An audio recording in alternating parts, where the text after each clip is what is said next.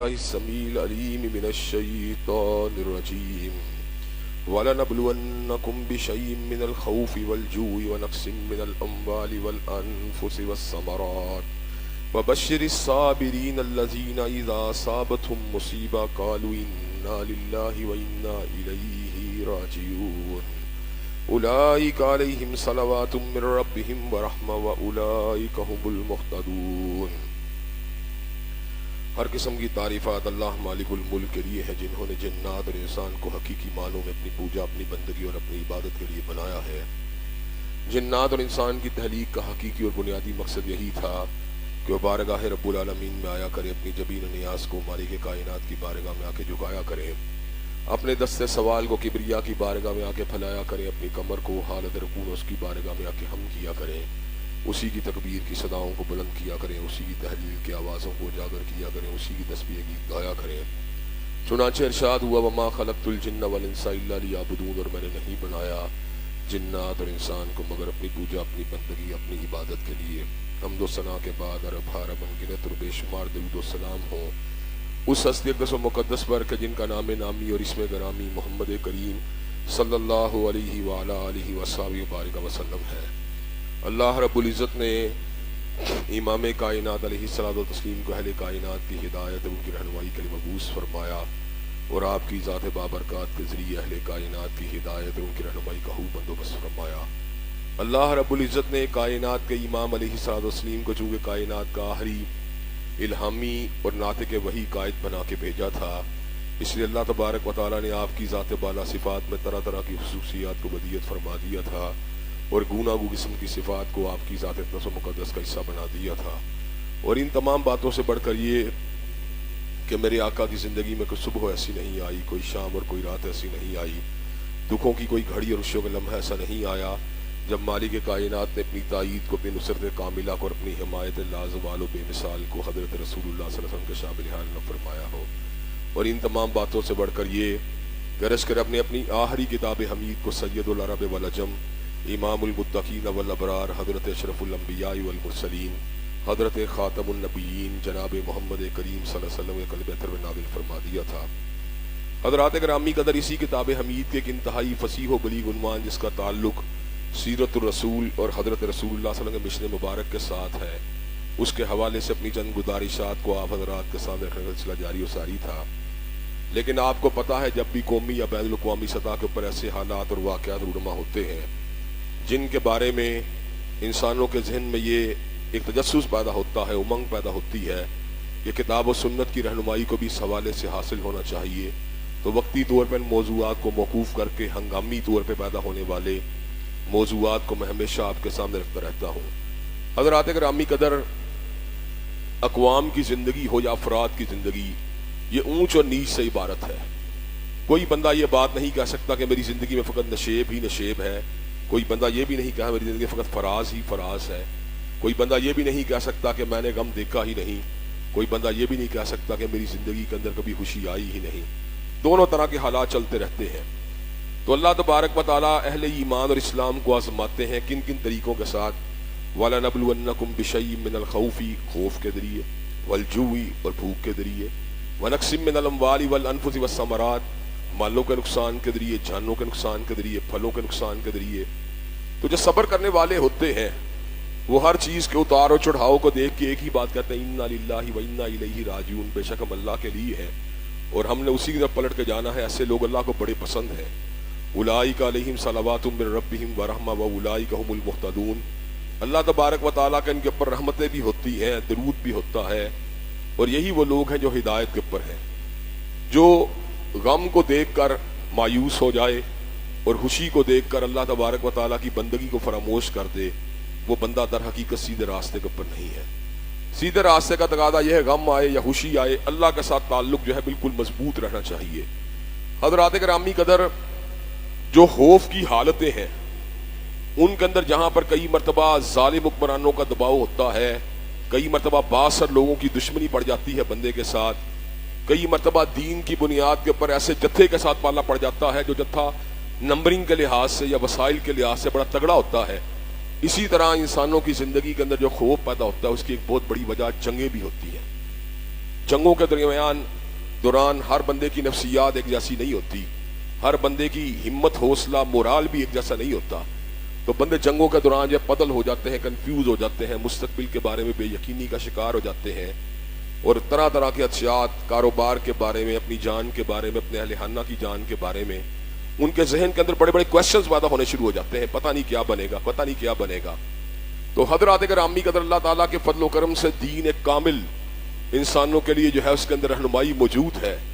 اور اگر دینی رہنمائی موجود ہو تو بندہ یہ بات سب سے پہلے تو یہ سمجھ جاتا ہے کہ زندگی جو ہے اس کی حقیقت کچھ بھی نہیں ہے. زندگی در حقیقت موت کا ایک جو ہے ایک راستہ ہے جس کا اینڈ ہمیشہ موت کے اوپر ہی ہوگا. کوئی بندہ بقا یا دوام جو ہے نا اس کو حاصل نہیں ہو سکتا. پچھلے دنوں مرکزی جمعیت الحدیث پاکستان کے امیر پروفیسر صاحب میر صاحب جو تھے وہ تقریباً 38 سال جماعتی قیادت اور سیادت کے بعد دنیا سے رخصت ہو گئے. تو پھر کوئی بندہ جتنے مرضی دیر جو ہے کسی عہدے کے اوپر متمکن رہ لے یا جتنا مرضی بڑا اس کو زمین کے اوپر جو ہے وہ دوام وقتی طور پہ حاصل ہو بھی جائے تو اینڈ اس کا موت ہے.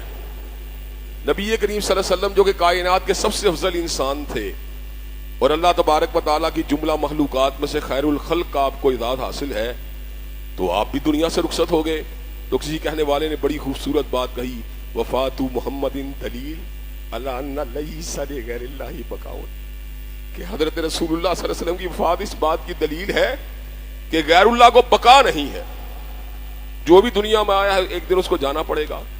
تو چنانچہ جنگی حالات ہوں یا بیماری کے حالات ہوں یا پریشانی کے حالات ہوں، بندے کو اپنے دل میں پہلی بات یہ رکھنی چاہیے کہ یار ایک دن میں نے مرنا ہے تو کیوں میں اپنی موت سے پہلے کڑ کڑ کے مر جاؤں. مجھے حوصلے کے ساتھ، ہمت کے ساتھ زندگی کے دن گزارنے ہیں. کئی رشتے ایسے ہوتے ہیں بندے کی زندگی میں انسان سے جدا ہو جاتے ہیں تو انسان بڑا پریشان ہوتا ہے. مجھے یاد ہے جب میری والدہ کا انتقال ہوا تو میں اتنا پریشان تھا کہ میرا ہارٹ بیٹ ہی کنٹرول نہیں تھی ہو رہی، میرا بلڈ پریشر ہی کنٹرول نہیں تھا ہو رہا. تو یوں محسوس ہوتا تھا کہ شاید اب زندہ رہنا جو ہے محال ہو جائے گا. لیکن حضرات گرامی قدر سن 92 کے اندر ان کا انتقال ہوا ہے. 8 سال وہ اور یہ 24 سال، 32 سال ان کے انتقال کو ہو گئے، لیکن میں پھر بھی زندہ ہوں. اس کا مطلب یہ ہے کہ انسان کسی عزیز سے عزیز چیز کی موت کے ساتھ مرتا نہیں ہے. موت اس کو اسی وقت آئے گی جب اللہ تبارک و تعالیٰ کا حکم ہوگا یا امر ہوگا. چنانچہ میں آپ کو پہلی بات جس کے حوالے سے آپ کی تسلی کروانا چاہتا ہوں کہ اوپر میزائل جا رہے ہو، بارود جا رہا ہو، بم گر رہے ہو، جب تک اللہ نے آپ کو موت نہیں دینی مر نہیں سکتے.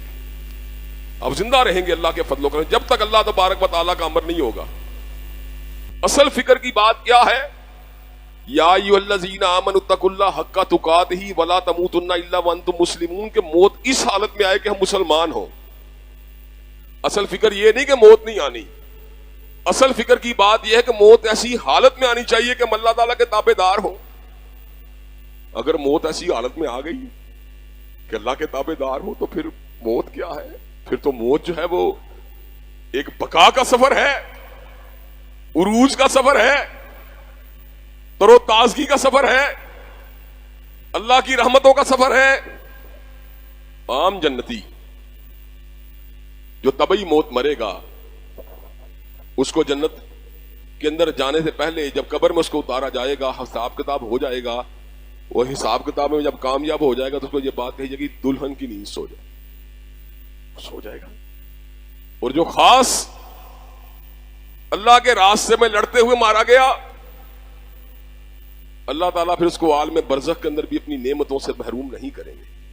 فقط نیند نہیں دیں گے، نیند بھی اللہ کی نعمت ہے، لیکن ایسی نعمتیں دیں گے کہ اللہ تبارک و تعالیٰ اپنے فضل و کرم سے ان کی ارواح کو پرندوں کے قالب میں ڈال کے جنت میں اتار دیں گے. جنت میں یہ پرندوں کی شکل میں اڑتا پھرے گا. جب یوم محشر قائم ہوگا تو پیکر اصلی کے اندر اللہ تعالیٰ جنت میں داخل کر دیں گے. تو حضرات گرامی کا دراصل چیز جو توجہ طلب ہے وہ یہ ہے کہ موت اہم نہیں بلکہ ایمان پہ مرنا اہم ہے. یہ جھنجھوڑتا ہے اللہ تعالیٰ آپ کو بیماریوں کے ذریعے، جنگوں کے ذریعے، مشکلات کے ذریعے. در حقیقت آپ کو موت کا احساس بھی دلا رہا ہوتا ہے کہ تو اپنے آپ کو لافانی سمجھ رہا تھا، وہ موت تیرے سر میں منڈلا رہی ہے، کسی وقت تجھے پکڑ سکتی ہے. حضرات گرامی قدر، کئی لوگ ایسے ہوتے ہیں کہ آزمائشوں کے دنوں میں، پریشانیوں کے دنوں کے اندر اللہ تبارک و تعالیٰ کے اوپر توکل کرنے کی بجائے اسباب کو زیادہ اختیار کرنا شروع کر دیتے ہیں۔ اسباب کا اختیار کرنا سنت ہے، لیکن اسباب کو ہی حرف آخر بنا لینا، اسباب ہی پر توکل کرنا شروع کر دینا گمراہی کا راستہ ہے۔ کورونا کے ایام میں آپ کے سامنے پورا کا پورا دور گزرا کورونا کا، پورے پاکستان میں خوف تھا، سناٹا تھا، گھبراہٹ تھی، لیکن آپ کا یہ گناہ گار بھائی اور بیٹا اس وقت بھی آپ کو یہی بات کہتا رہا کہ کورونا آپ کا کیا بگاڑ سکتا ہے جب تک اللہ نہیں چاہے گا۔ حضرات گرامی قدر، ایک وقت وہ وقت بھی آیا جب لوگوں نے اپنے قریبیوں کی میتوں سے کنارہ کشی اختیار کر لی، تو اس مرکز کی ٹیم جو کہ وہاں پر میتوں کو غسل دینے کے لیے مقرر تھی، اس میں سے ایک بھائی ضیاء اللہ نے 100 میتوں کو غسل دیا تھا، 100 میتوں کو۔ اور میو اسپتال کی انتظامیہ نے ہم سے رابطہ کیا اور باقاعدہ طور پہ یہ بات کہی، ہم آپ کو کمرہ دے دیتے ہیں تو آپ یہاں پر آ کے جناب میتوں کو غسل آپ نے دینا ہے، ہم نہیں دے سکتے۔ حضرات گرامی کا ایسے واقعات بھی ہوئے کہ پورے جنازے میں سب نے ماسک پہنے ہوتے ہیں، میں نے ماسک بھی نہیں تھا پہننا ہوتا۔ ایک دفعہ کی بات ہے، 11:30 بجے کے قریب ایک مجھے فون آیا، وہ کہنے لگے عابد صاحب ہمارے والد صاحب جو ہے نا وہ انتقال کر گئے ہیں کورونا کی وجہ سے، تو ان کا جناب غسل بھی نہیں دیا گیا، ان کا جنازہ بھی نہیں پڑا گیا، ڈائریکٹ دفنانے جا رہے ہیں۔ میں کہا یار آپ ادھر لے آئیں، اس وقت وہاں پر ویلنسیا ٹاؤن یوڈی قریب تھا، میں کہا یہاں پر لے آئیں، یہاں پر ہم غسل دیں گے۔ پتا کیا غسل دینے ٹیم موجود نہیں تھی، بیٹا کہیے موجود تھا۔ میں کہا بیٹے تم دو اس کو غسل، جب تک اللہ نے تمہیں زندہ رکھا ہے تمہیں زندہ رکھا ہے، کچھ بھی نہیں ہوگا۔ میں بغیر ماسک کا تھا، سب نے ماسک پہنے، جنازہ پڑھایا، چہرہ دیکھا، چاند کا چہرہ چمک رہا تھا۔ میں نے کہا اللہ کو اپنے بندے کا جنازہ بھی منظور تھا، غسل بھی منظور تھا، اللہ نے دلوا دیا۔ حضرات گرامی قدر، کورونا کے دنوں کے اندر جتنی پریکاشنز تھی میں لوگوں کو ملتا بھی رہا، جمعے پڑھاتا بھی رہا، آتا بھی رہا، جاتا بھی رہا۔ آپ کو پتا ہے بقاعدہ تھانے والوں کے ساتھ بھی اس مسئلے کے اندر اختلاف ہو گیا کہ آپ یہ کیا کر رہے ہیں۔ تو میں نے اس وقت کہا یار پیٹرول پمپ کھلا رہ سکتا ہے، اسپتال کھلے رہ سکتے ہیں، تو یہ روحانی شفانے بھی کھلے رہیں گے، معاملہ چلتے رہے۔ اللہ تعالیٰ کا شکر ہے، اللہ تعالیٰ نے وہ وقت بھی گزار دیا۔ یہ دن بھی نہیں رہیں گے، دن یہ بھی نہیں رہنے، جنگی حالات والا معاملہ گزر جانا ہے، لیکن حضرات گرامی قدر ثابت قدمی کی اہمیت ہے، ایمان اور اسلام کی اہمیت ہے، اور اس بات کی اہمیت ہے کہ جب تک اللہ نہیں چاہے گا ہمیں موت نہیں آ سکتی۔ اب یہ بات نہیں کہ جناب موت کے خوف سے نمازیں ہی پڑھنا چھوڑ دیں، موت کے خوف سے جناب کھانا کھانا بھی چھوڑ دیا، موت کے خوف سے جناب والا اللہ کا ذکر بھی چھوڑ دیا، موت کے خوف سے جناب باقی امور دینیا کو بھی ترک کر دیا۔ وہ موت اگر قریب ہے تو اللہ کے ساتھ رجوع مزید بہتر ہونا چاہیے، اللہ سے ملاقات کی تیاریاں مزید بڑھ چڑھ کے ہونی چاہیے، اور اس بات کا یقین ہونا چاہیے کہ ایک نہ ایک دن تو میں نے اللہ کو ملاقات کرنی ہی کرنی ہے، آج نہیں تو کل کر لوں گا۔ تو حضرات گرامی قدر، اللہ تعالیٰ کے فضل و کرم سے ایمرجنسی کے حالات میں اور جنگی حالات میں ہمارا اعمال جو ہے وہ بہتر سے بہتر، اور ہماری تیاری اس حوالے سے ہونی چاہیے کہ خدا نہ خواستہ کوئی ناگہانی واقعہ ہو گیا تو ہم اللہ تعالیٰ کے ذکر میں ہوں، اللہ تعالیٰ کی یاد میں ہوں، اللہ کے رجوع میں ہوں، گناہوں سے دور ہوں۔ اب آپ ان دنوں میں دیکھ رہے ہیں لوگ کیا کر رہے ہیں، مذاق کر رہے ہیں، ٹھٹھے اڑا رہے ہیں، فوج کے اوپر تان و تشنیع کر رہے ہیں، اپنی اپنی پارٹی کے بارے میں باتیں کر رہے ہیں، فیک نیوز کو پھیلا رہے ہیں، افواہوں کو پھیلا رہے ہیں۔ یہ کیا طریقہ کار ہے؟ سنجیدگی اختیار کرنے کی بجائے غلط طریقے کے ساتھ جناب مذاق کا راستہ، تان و تشنیع کا راستہ، ہنسی مذاق کا ذریعہ بنایا ہوا ہے۔ جو مصیبت کو دیکھ کے بنا سنبھلے، پھر اللہ تبارک و تعالیٰ یہ ہے جو اس کو ہدایت دے۔ حضرات گرامی قدر، وہ دوسری بات اس کے بعد یاد رکھنے کی یہ ہے کہ جنگ یہ ایک آزمائش کا نام ہے، اس کی تمنا کرنے سے منع کیا گیا ہے، لیکن یہ ونس یہ زندگی کے اندر آ جائے تو پھر سمجھ لینا چاہیے کہ جنت تلواروں کی چھاؤں کے نیچے ہے۔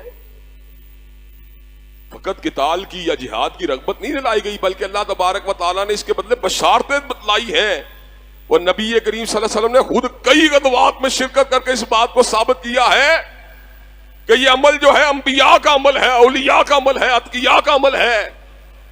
اللہ تبارک و تعالیٰ ارشاد فرماتے ہیں ان اللہ اشتری من المؤمنین انفسهم واموالهم بان لهم الجنہ، اللہ نے مومنوں کی جانوں اور مالوں کے بدلے ان سے جنت کی ٹریڈنگ کی ہے۔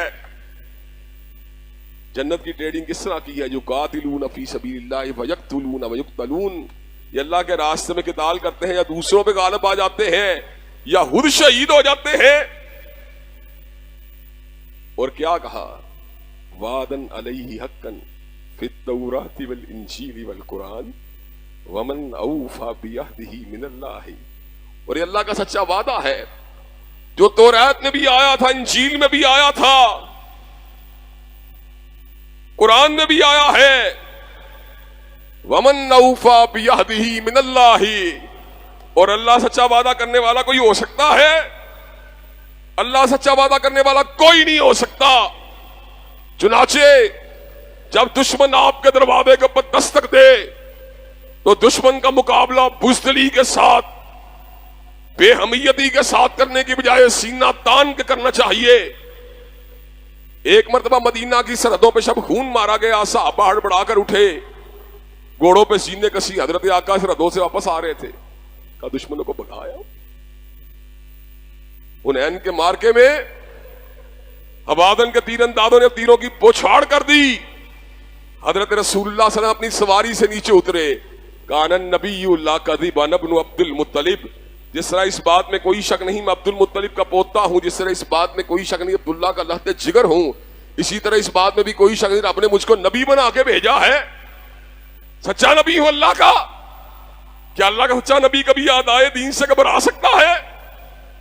کیا اللہ کا سچا نبی کبھی دشمنان دین سے گھبرا سکتا ہے؟ کبھی بھی نہیں گھبرا سکتا. حضرات گرامی قدر، جنگی حالات کے اندر اسلحے کی تیاری کے ساتھ ساتھ کہ یہ اسلحے کی تیاری کرنا بھی سنت ہے. اور آپ کو یہ بات بتلا دوں، فنون جنگ سے جس قوم نے بے رغبتی کو اختیار کیا، دنیا میں پسماندگی کی زندگی گزاری ہے، اور جس قوم نے فنون جنگ میں ترقی کی ہے، فنون جنگ کے اندر محنت کی ہے، اس نے زمین میں سر بلندی کی زندگی گزاری ہے. وَأَنزَلْنَا الْحَدِيدَ فِيهِ بَأْسٌ شَدِيدٌ وَمَنَافِعُ لِلنَّاسِ. ہم نے لوہے کو نازل کیا جس میں قوت بھی ہے، نفع بھی ہے. اس لوہے کو استعمال کرنا کس کا کام تھا؟ ہم سونے کے پیچھے دوڑے، چاندی کے پیچھے دوڑے، لالو یاقوت کے پیچھے دوڑے. سونے کی ہم نے قدر کی، چاندی کی قدر کی، لیکن لوہے کو ہم نے بلا دیا. ہم آلات موسیقی کے پیچھے دوڑتے رہے، ہم نے تلواروں کو بلا دیا. حضرت علامہ اقبال نے کہا تجھ کو بتاتا ہوں تقدیر امم کیا ہے، شمشیر و سناول. تجھ کو بتاتا ہوں تقدیر امم کیا ہے، شمشیر و سناول طاؤس اور وبا ہے. ہم نے لوہے کی افادیت کو سمجھنے سے انکار کر دیا. حضرات گرامی قدر، اللہ نے قرآن میں کہا اللہ الذی سخر لکم البحر لتجری الفلک فیہ بامرہ. اللہ نے سمندروں کو تمہارے لیے مسخر کیا تاکہ تمہارے بحری جہاز سمندروں میں چلتے پھرتے نظر آئے. آج دنیا میں کس کے بحری جہاز چل رہے ہیں؟ امریکہ کے چل رہے ہیں، مغربی ممالک کے چل رہے ہیں. ہمارے بحری جہاز کہاں پر ہے؟ ہمارا زور کس بات کے اوپر ہے؟ ہم فیشن میں مغرب کی نقالی کرنا چاہتے ہیں، لیکن جو قرآن کا پیغام تھا، اصلہ سادی کا پیغام، ہم نے اس پیغام کو بلا دیا. حالانکہ کسی بھی قوم کا مسلح ہونا اعدائے دین کا مقابلہ کرنے کے لیے انتہائی ضروری ہے. اور یہ پاکستان کی سرزمین کے اوپر پھر بھی اللہ کا فضل ہے کہ یہاں پر موت کی آنکھوں میں آنکھیں ڈالنے والے اور کفر کی آنکھوں میں آنکھیں ڈالنے والے نوجوان لاکھوں کی تعداد میں موجود ہیں. اور میں افواج پاکستان کو اس بات کا پیغام دینا چاہتا ہوں کہ اللہ کے فضل و کرم سے آپ کو پبلک کے جو سینٹیمنٹس ہیں ان کے حوالے سے میں آگاہ کرنا چاہتا ہوں. آج اگر انڈیا کے ساتھ زمینی جنگ کا آغاز ہوتا ہے تو انشاءاللہ ہندو بنیے کو گرا کے چھوڑیں گے، اللہ اکبر کا نعرہ لگا کے چھوڑیں گے انشاءاللہ. اللہ کے فضل و کرم سے یہ کیسے ہمارا مقابلہ کر سکتے ہیں؟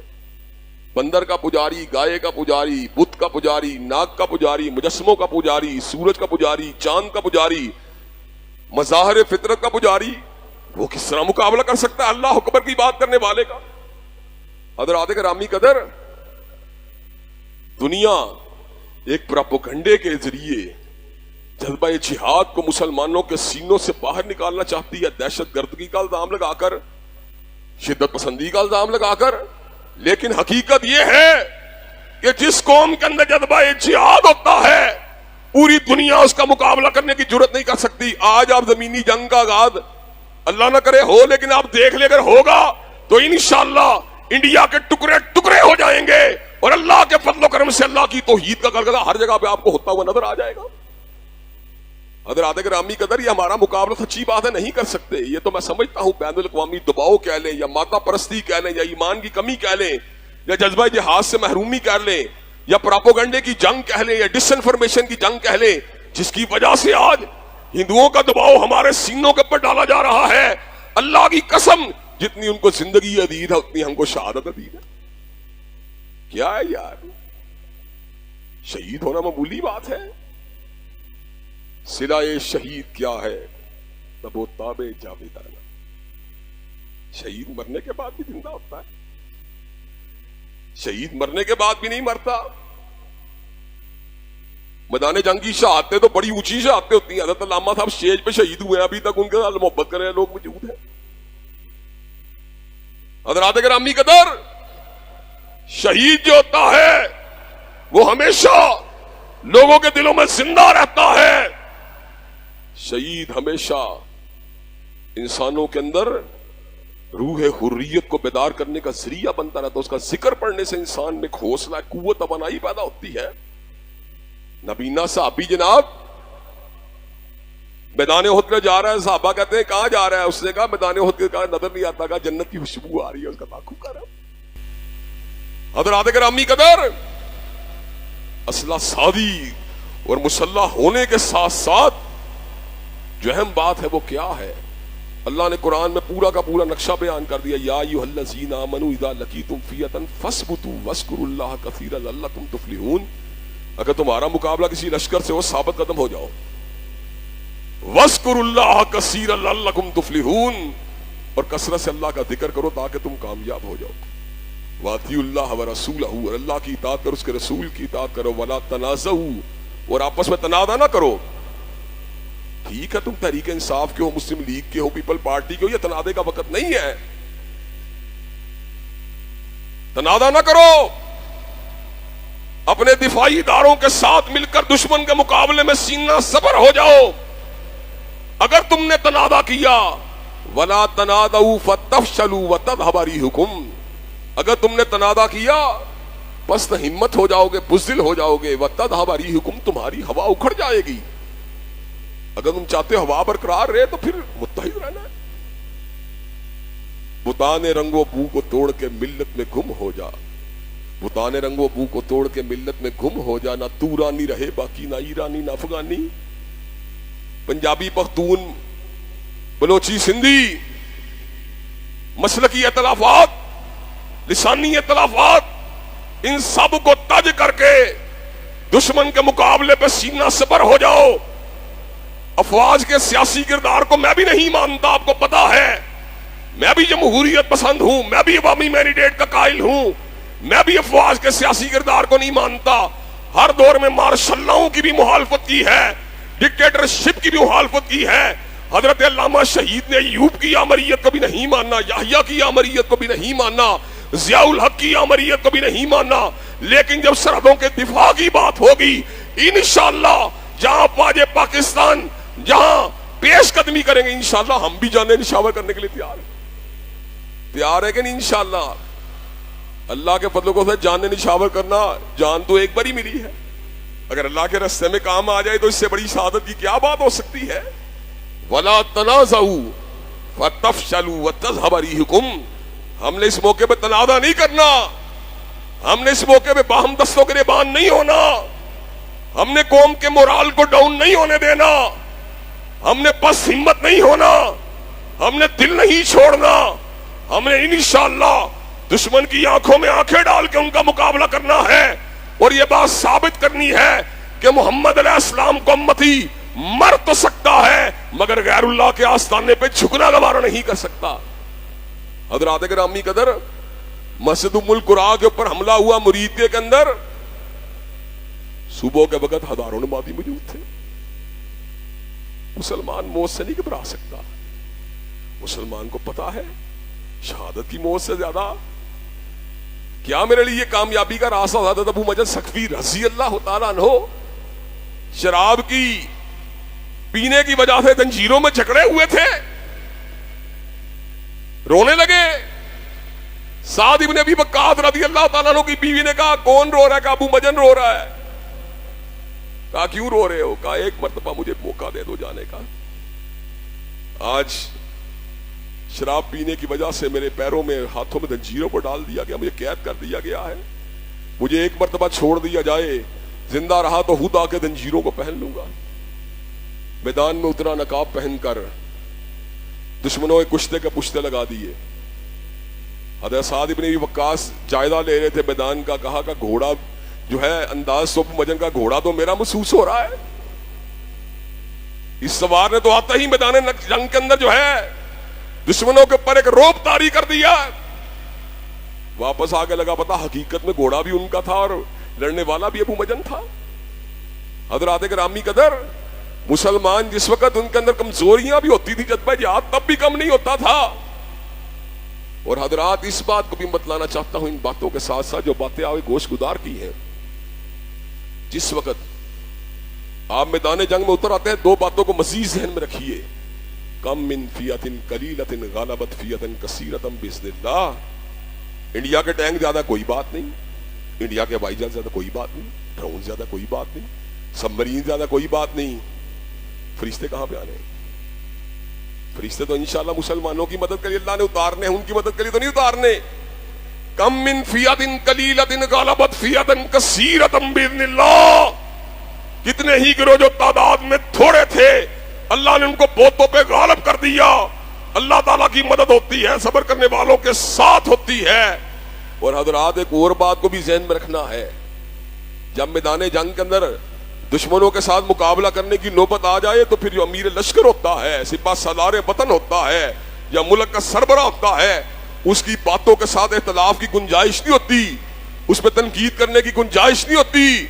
پھر سیاسی اختلافات، دیگر پالیسی کے اختلافات، ان کے چیپٹر کو کلوز کر دیا جاتا ہے.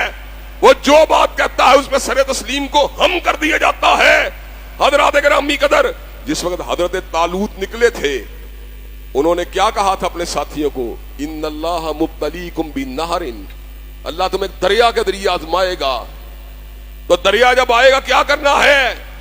فمن شرب منہ فلیس منی ومن لم یطعمہ فانہ منی الا من اغترف غرفۃ بیدہ فشربوا منہ الا قلیلا منہم.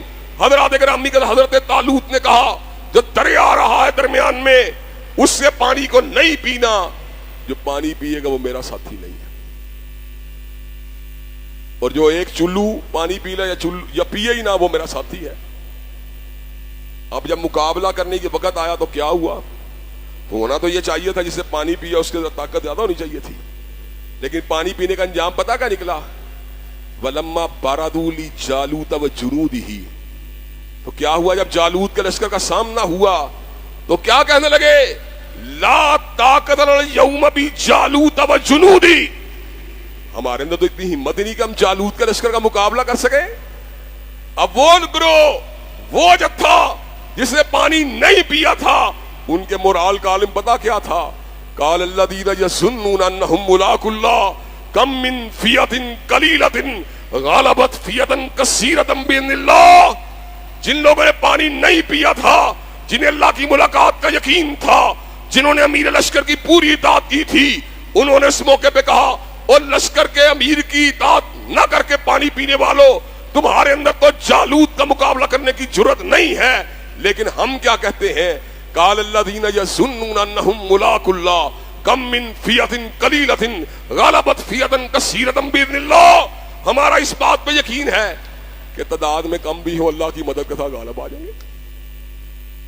حضرات گرامی قدر، تو آپ کو یہ بات سمجھنے کی ضرورت ہے کہ امیر لشکر کی اس موقع پہ اطاعت کرنی ہے. قلت و کثرت سے پتہ نہیں ہوگی، اللہ کے اذن سے پتہ ہوگی.